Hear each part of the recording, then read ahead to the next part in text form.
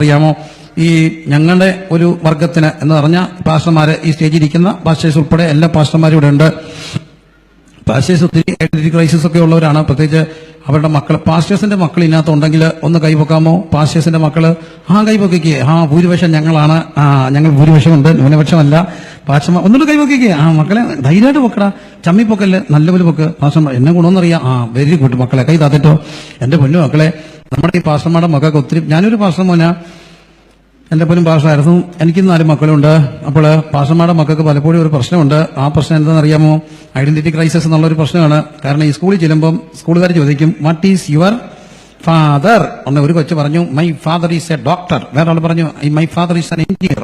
Advocate എന്നൊക്കെ പറയുമ്പോൾ എന്നോ ഗമയാ. അവള് വലിയ ഞെളിഞ്ഞ പറയുന്നത്, എന്റെ എന്റെ പപ്പ ഡോക്ടറാണ്, എഞ്ചിനീയറാണ്, അതാണ് ഇതാണ്. പാസ്റ്റർമാരുടെ പിള്ളേരെ വരുമ്പോൾ വാട്ട് ഈസ് യുവർ ഫാദർ? ചമ്മിയ പറയുന്നത്, my father is A pastor.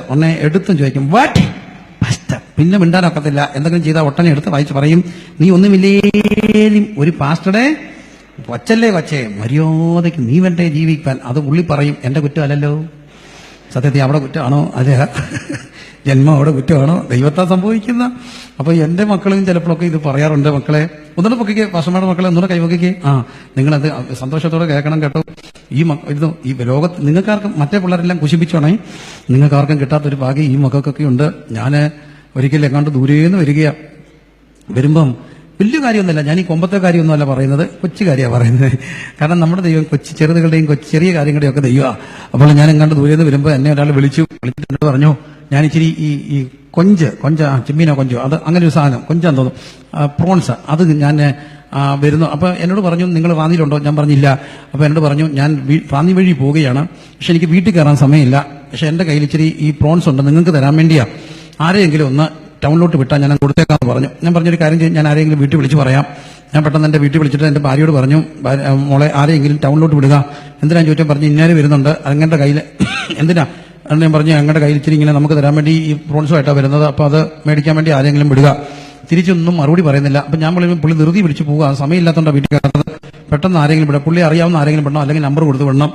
അപ്പം ഇവളൊന്നും മിണ്ടുന്നില്ല. ഞാൻ വീണ്ടും പറഞ്ഞിട്ട്, കൊച്ചെ നീ ഒന്നും മിണ്ടാത്തെ, പ്രോൺസുമായിട്ടാണ് വന്നിരിക്കുന്നത്, പെട്ടെന്ന് വിട്.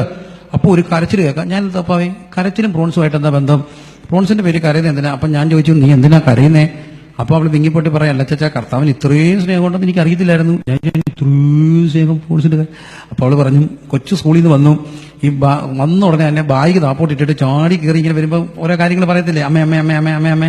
അന്ന് വന്ന ഒരു പണി, എന്റെ അമ്മേ, ഞങ്ങളുടെ ക്ലാസ്സിൽ ഇന്നൊരു കൊച്ചുണ്ടല്ലോ അമ്മേ, ഉച്ചയ്ക്ക് പ്രോൺസ് ബിരിയാണി കൊണ്ടുവന്നമ്മേ, എന്നോ രുചിയായിരുന്നമ്മേ, എനിക്ക് ഇച്ചിരി തന്നമ്മേ, നല്ല രുചി അമ്മേ. എന്നിട്ട് എടുത്ത വായി പറഞ്ഞു, അമ്മേ ഇച്ചിരി പ്രോൺസ് മേടിച്ചു, ഒരു ബിരിയാണി വെച്ചതാ. ഇത് പറഞ്ഞ് നാക്കിയിട്ടിട്ട് ഈ കൊച്ചു പറഞ്ഞു, ഈ വീട്ടിൽ ഇതൊന്നും നടക്കാൻ പോകത്തില്ലെന്ന് നമുക്കറിയാം. കാരണം അത് ഞങ്ങളുടെ ഒരു പ്രശ്നം മക്കളെ, ചിലപ്പോഴൊന്നും ഇതൊന്നും എന്ത് ചെയ്യത്തില്ല, നടക്കത്തില്ല. ഞങ്ങളുടെ ഒരു ഉപദേശി ഇടയ്ക്ക്, ഉപദേശിമാരുടെ ഭാര്യമാരുണ്ടോ? ഓക്കെ, ഞങ്ങളുടെ ഒരു ഉപദേശി ഇടയ്ക്ക് ഒരു നല്ല വീട് വെച്ചു, ദൈവം കൊടുത്ത ഒരു നല്ല സെറ്റ് കിട്ടി. അപ്പം താമസം വരിക. അപ്പൊ ഞാൻ പറഞ്ഞു, സ്വത്രം, ഞാനൊരു കാര്യത്തിന് വേണ്ടി പ്രാർത്ഥിക്കാൻ പോവാ. എന്നോട് ചോദിച്ചാൽ എന്താ ഇത്രയൊക്കെ ആയില്ലേ, നല്ലൊരു ഡൈനിങ് ടേബിൾ വേണം.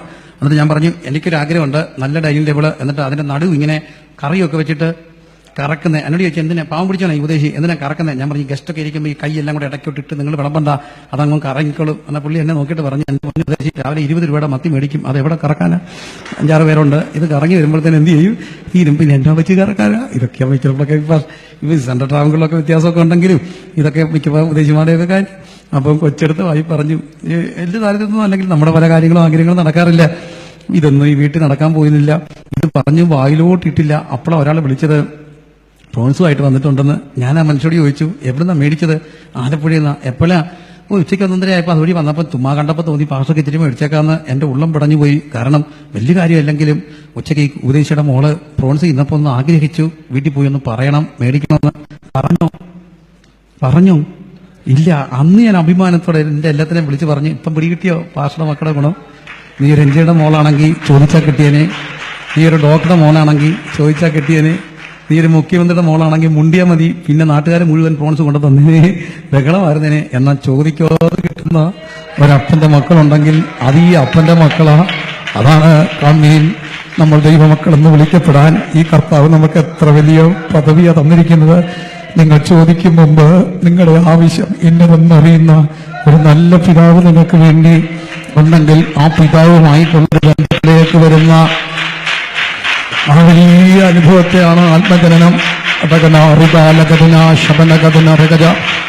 ആത്മജനനം നിങ്ങൾ ചോദിക്കും മുമ്പ് അംഭിന രഗന റിബന ശകന ഘടകന രഗല.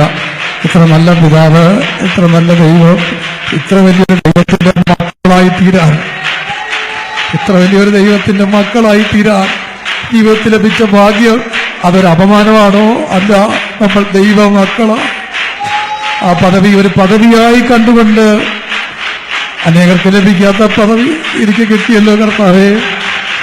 ആ പദവിയുടെ മഹത്വം അറിഞ്ഞ്, ആ പദവിയുടെ ശ്രേഷ്ഠത അറിഞ്ഞ് എല്ലാവരെയും ഇന്ന് പകല് ദൈവത്തെ ഒന്ന് സ്തുതിച്ചാട്ട്, ആരെ നോക്കാതെ നിങ്ങളുടെ ഹൃദയത്തിൽ നിന്ന് ആ പദവിയുടെ ശ്രേഷ്ഠത അറിഞ്ഞ്, അപ്പന്റെ മക്കൾ പാസ്റ്റർമാരുടെ മക്കൾക്കുള്ള പ്രയോജനം ഞാൻ പറഞ്ഞു.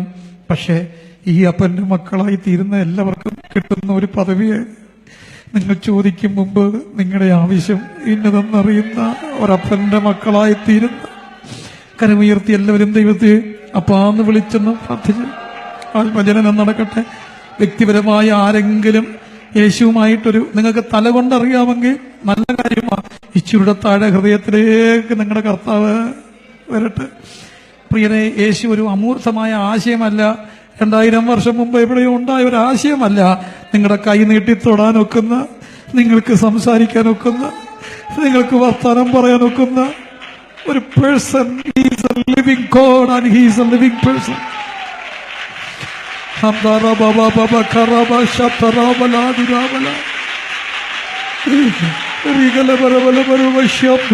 ആത്മജന